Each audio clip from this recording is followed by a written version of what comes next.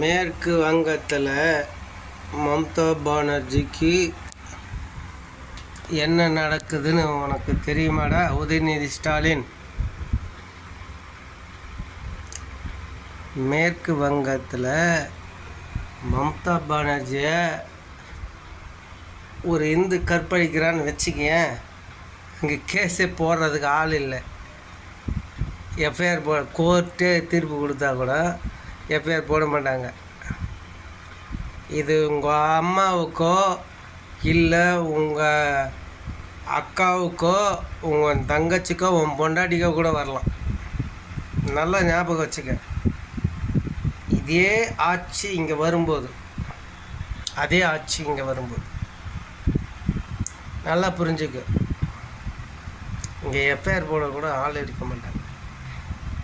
இதுக்கு சாட்சி திருப்பரங்குன்ற தீர்ப்பு, கோர்ட்டே தீர்ப்பு கொடுத்தா கூட இங்கே எஃப்ஐஆர் அதை நிறைவேற்ற ஆள் இருக்க மாட்டாங்க. என்ன பண்ணுவேன்?